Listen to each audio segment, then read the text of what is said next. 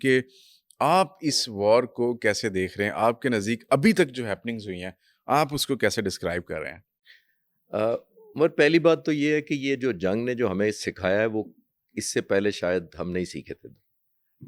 Nature of war جو different نظر آتی ہے میں وہ پہلے عرض کر دیتا ہوں. اچھا، دیکھیے اس جنگ نے ہمیں یہ سکھایا ہے کہ اگر آپ کے پیچھے ساری دنیا کا میجر چینلز اور میڈیا آپ کے پاس ہو، آپ ایک پرسیپشن کریٹ کریں غلط یا صحیح، اس کو جب آپ انفولڈ کرتے ہیں تو ضروری نہیں کہ وہ پرسیپشن آپ کا میڈیا سہارا دے سکے. امریکی صدر نے جو کچھ کہا تھا وہ آج ہم دیکھ رہے ہیں کہ وہ میڈیا چاہے بھی تو سپورٹ نہیں کر پا رہا اس کو. پہلی بات یہ. دوسری بات یہ کہ یہ وہ جنگ نہیں رہی اب جو آنے والی جنگیں ہم نے مئی 2025 میں بھی جی ثابت کیا اور اب زیادہ اسٹیبلش ہو گیا ہے کہ اب یہ بلٹ ورسز بلٹ جنگ نہیں رہی، ٹینک ورسز ٹینک نہیں رہی، سب مرین ورسز سب مرین، جیٹ ورسز جیٹ نہیں رہی. یہ جنگ آ گئی ہے کہ آپ اپنے لیے کتنی سستی اکنامیکل جنگ رکھ سکتے ہیں اور دوسرے کو کتنی زیادہ پین کاز کر سکتے ہیں. تو پین کاز کرنے کی جنگ ہے بیسیکلی. نمبر 3 یہ بھی ضروری نہیں رہا کہ آپ کا ڈیفینس انفراسٹرکچر، فیکٹریاں، میزائل مینوفیکچررز، وہ سب سے بڑا اگر آپ کا ہو، دنیا میں سب سے زیادہ مشہور ہو، سب سے زیادہ مہنگا اسلحہ ہو، تو ضروری نہیں ہے کہ آپ کے پاس جیت آپ کے قدموں میں آئے گی. یہ بھی ضرورت نہیں ہے. ایران نے ثابت کر دیا کہ اس کی کوئی انڈسٹری نہیں ہے، اکانومی بہت اچھی حالت میں نہیں ہے بیکاز سینکشنز ہیں 47 سالوں میں. انفراسٹرکچر ان کا جو ہے وہ کوئی امپورٹڈ مشینریاں اور ہائی ٹیک سوفسٹیکیشن انفراسٹرکچر نہیں نظر آتا ہمیں، لیکن اس کے باوجود اس نے جنگ اپنے لیے اکنامیکل کی ہوئی ہے، دشمن کے لیے مہنگی کی ہوئی ہے.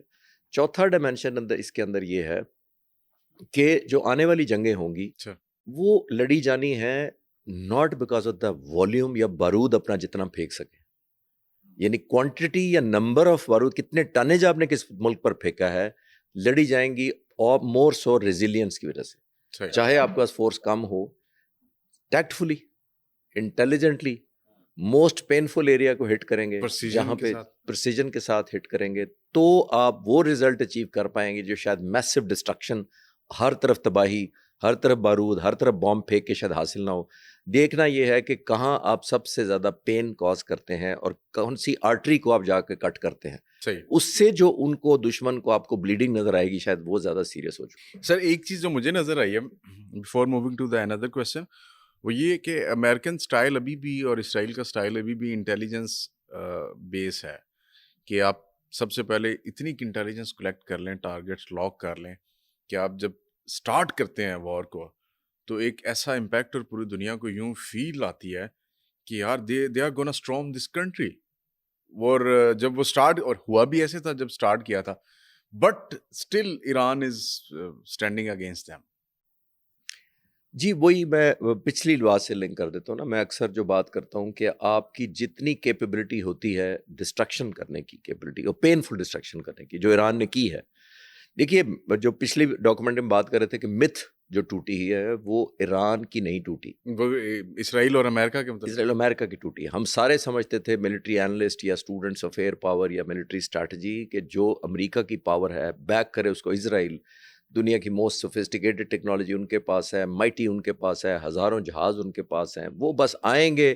پریزیڈنٹ ٹرمپ نے یہی پرسیپشن آپ کو یاد ہے کریٹ کی تھی دسمبر سے لے کر کہ ایران کی جو شکست ہے یا ایران کی جو تباہی ہے وہ میٹر آف چانس نہیں ہے، وہ میٹر آف ٹائم ہے. یس، اور ٹائم میرے ہاتھ میں، بالکل وہ ریموٹ میرے ہاتھ میں. اب بے بسی کا یہ عالم آ گیا ہے کہ وہ کہتے ہیں کہ میرے مدد نہیں کر رہے نیٹو، جی بالکل انہوں نے ہمیں دھوکہ دیا. ایک اور جواب دے کے پھر میں اس کو کلوز کرتا ہوں سوال کو. دیکھیے پریزیڈنٹ ٹرمپ نے کہا جنگ اٹیک کرتے ہی پہلے دن کہ ایرانی لوگ ٹیک اوور کر لیں حکومت، یعنی میرے حق میں موب آ جائے گا، اور موب آ جائے، ہمارے اٹیک کے حق میں آ جائے، پورا ملک کھڑا ہو جائے. ٹھیک ہو گیا، بالکل ایسے تھا. چوتھے ہفتے میں کہہ رہے ہیں کہ وہ ایرانی لوگ اس لیے ڈیل نہیں کر رہے کہ لوگ ان کو مار دیں گے، میرے ساتھ ڈیل کرنے پہ ایران کے لوگ مار دیں گے. تو اس کا مطلب ہے کہ لوگ تو آپ کے ساتھ تھے ہی نہیں کبھی، یا آپ نے اب مان لیا کہ جو پہلے دن آپ نے کہا تھا کہ ان کو ٹیک اوور کرو، اب ٹیک اوور کی بجائے وہ انہی کو مار دیں گے. یہ تو 180 ڈگری ہو گیا نا پرسیپشن 4 ہفتے میں صرف، کہ امریکن پریزیڈنٹ کو پہلے ریئلائز ہوا کہ لوگ میرے ساتھ ہیں.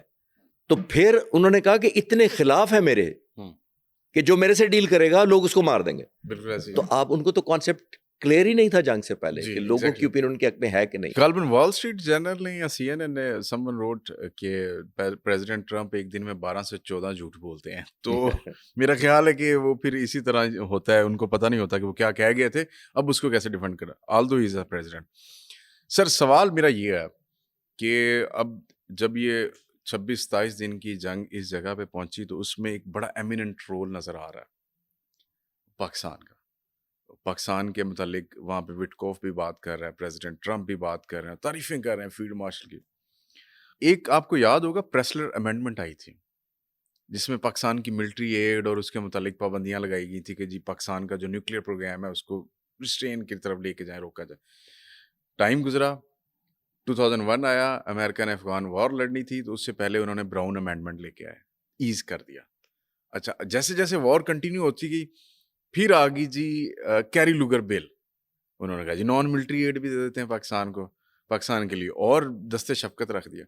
खैर जब उन्होंने प्लान किया वहां से निकलने का तो यही प्रेसिडेंट ट्रंप, इन्होंने एक ट्वीट की थी जिसमें उन्होंने कहा था कि डिसीट किया है पाकिस्तान ने अमेरिकन को। 2019 से लेके आज 2026 में हम बैठे हुए हैं और यही प्रेसिडेंट पाकिस्तान के फील्ड मार्शल और prime minister of the Pakistan को good boy, my intelligent field marshal, my favourite field marshal, what is this?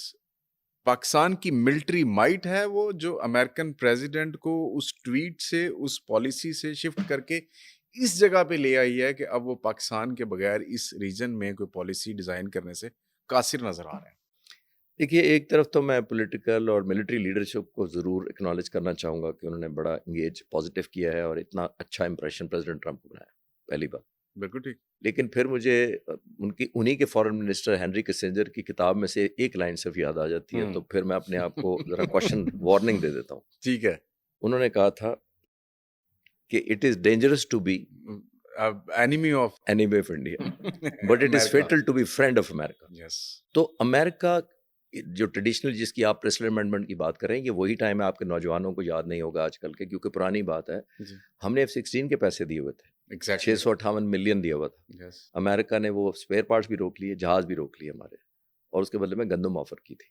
अच्छा। ये वही अमेरिका। और उससे 10 साल पहले क्योंकि हम अफगान जहाज में शामिल थे, मुजाहिदीन लड़ रहे थे, हमने सोवियत यूनियन के उस वक्त का सुपर पावर के 9 जहाज तबाह किए थे पाकिस्तान एयरफोर्स ने। तो वो वक्त जब था तो हमें वो F-16 भी मिल रहे थे, स्पेयर पार्ट्स भी मिल रहे थे, न्यूक्लियर प्रोग्राम में तो हम भी उस वक्त भी शामिल थे। लेकिन प्रेसिडेंट जो भी उस वक्त थे, रोनाल्ड रेगन और कार्टर, बाद में वो एग्जाम्पशन देते रहे हमें, 6 माह के सर्टिफिकेट जारी करते जी, एवरी ईयर वो एग्जाम्पशन देते थे कि नहीं पाकिस्तान में आई सर्टिफाई के नहीं है शामिल। तो ये वो अमेरिका है।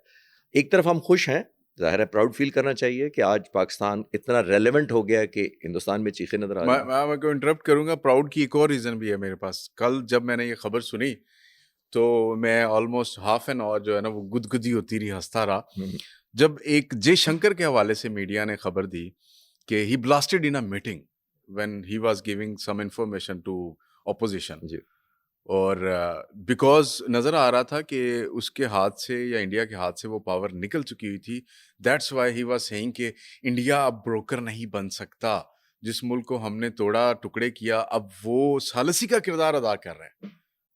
उसको कल मैंने एक चैनल पे एक लाइन यूज़ की थी तो होस्ट काफ़ी हंसती रही, तो मैं आपको दोबारा कल हंसा देता हूँ। आपने कहा कल हंसाऊँ, मैं आज दोबारा हंसा देता हूँ।